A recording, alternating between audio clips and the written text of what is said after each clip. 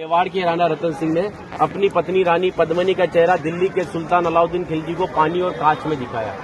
लेकिन हिंदुस्तान का साइंस कहता है कांच का आविष्कार 1535 में हुआ और रानी ने जौहर 1303 में किया।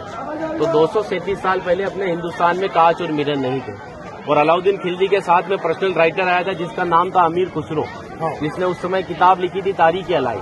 उसने लिखा था कि मेवाड़ की महिलाओं ने अपने सतीत्व धर्म के खातिर जौहर किया और राजपूत कभी भी कॉम्प्रोमाइज करना नहीं चाहते थे। चित्तौड़ के ऊपर युद्ध होने का सबसे बड़ा रीजन था व्यापार, क्योंकि हिंदुस्तान में कभी भी कोई भी मुस्लिम कम्युनिटी पहले नहीं था। ये सभी जो आते थे अफगानिस्तान तुर्किस्तान से आते थे और आते कहाँ थे तो समुद्र के पास में आते थे, क्योंकि प्लेन तो थे नहीं ना। तो इधर नजदीक पड़ता है गुजरात और ये जाते थे दिल्ली। तो इधर पड़ता है दिल्ली, उनको क्रॉस करना पड़ता था ये मेवाड़। अच्छा, इधर गुजरात इधर दिल्ली बीच में राजस्थान, तो इसको क्रॉस करना पड़ता था ये मेवाड़। तो यहाँ के राजपूत उनसे टैक्स वसूलते थे।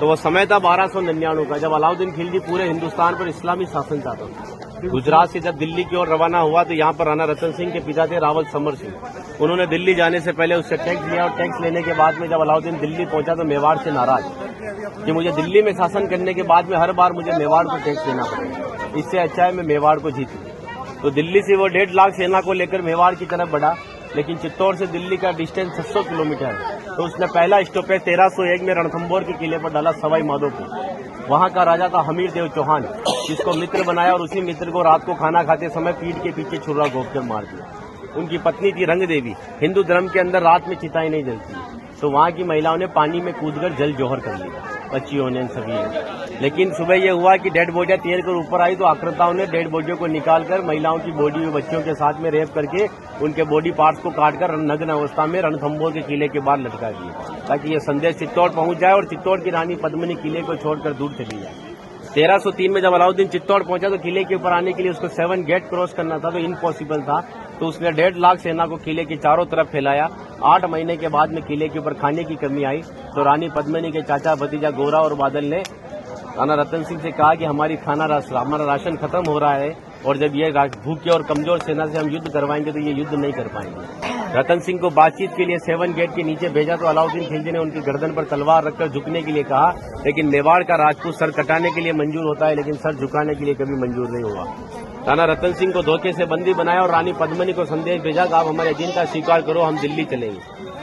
रानी पद्मिनी कहती है जो नरसंहार तुमने 2 साल पहले रणथंभौर के किले में किया तो यहाँ की महिलाओं के साथ में भी वही होगा। इस वजह से जहाँ मैं जाऊंगी वहाँ ये वीरांगनाएं चलेगी। 2 महीने का समय लिया। अलाउद्दीन खिलजी ने 700 डोलियां किले के ऊपर भेजी, लेकिन रानी पद्मिनी को पता था कि मेवाड़ में घूंघट सिस्टम है, तो हर एक सोल्जर्स को लेडीज पोशाक पहनाकर तलवार और भालों के साथ में उस पालकी में बिठा दिया और रानी पद्मिनी की पालकी में भतीजे बादल को रानी पद्मिनी की वेशभूषा पहनाई और 700 पालकियों एक कमांडर बनाया चाचा जी गोरा को। गोरा जब पालके लेकर 7 गेट के नीचे गया तो अलाउद्दीन खिलजी से कहा कि रानी पद्मिनी दिल्ली जाने के लिए तैयार है, लेकिन जाने से पहले अंतिम बार अपने पति से देखना चाहती है। जिस जगह रतन सिंह को बंदी बनाकर रखा गया, जब वो पालकी वहां गई और रतन सिंह जी ने जब घूंघट हटाया तो घूंघट के पीछे का जो चेहरा था वो भतीजे बादल का था। और बादल कहता है कि महाराज हम 20,000 है और ये 1.5 लाख है, एक राजा अगर नहीं रहेगा हमारे साथ में तो हमारी सेना का मनोबल कमजोर रहेगा। इसी वजह से राणा रतन सिंह को पालकी में बिठाकर किले के ऊपर भेजा। जब रतन सिंह जी किले के ऊपर आए तो किले के ऊपर आने के बाद में उनकी जय जयकार में हर हर महादेव और जय भवानी के नारों से किला गूंजने लगा। अकबर कहता है कि 8 महीने से तो किले से बच्चे की रोने की आवाज नहीं आई, लेकिन 700 पालकियां जब किले के नीचे आए तो किले से जय जयकार हुआ है, मतलब हमारे साथ में धोखा हुआ है। हर एक राजपूत कटने के पक्ष में था लेकिन झुकने के पक्ष में नहीं था। 20,000 राजपूत युद्ध में गया और अलाउद्दीन खिलजी की 1,25,000 सेना को मार दिया। बचे हुए दुश्मन जब किले के ऊपर आए तो महिलाओं ने अपने सतीत्व धर्म के खातिर हिंदुस्तान का सबसे पहला और बड़ा जौहर 16,000 महिलाओं के साथ में जिंदा आग में जलकर किया। यहाँ पर भी रानी पद्मिनी के महल में कांच लगाए गए थे। वो कांच लगाए थे पंडित जवाहरलाल नेहरू ने, क्योंकि एक पद्मावत पिक्चर के एक राइटर मलिक मोहम्मद जायसी की किताब को प्रमोट करने के लिए जवाहरलाल नेहरू जी ने उस किताब को आगे बढ़वा दिया। ये रानी को आईने में दिखाया, लेकिन हिंदुस्तान के इतिहास में कभी मेवाड़ गुलाम भी नहीं बना तो आईने में किसको दिखाया। और एक राजपूत अगर अपनी पत्नी का चेहरा हजारों को दिखाता फिर कहते वो राजपूत कहलाने का हकदार भी नहीं। इसीलिए 2 घंटे अपन इस किले के ऊपर घूमे तो एक लाशों के ऊपर चल रहे हो, सब जगह लाश है।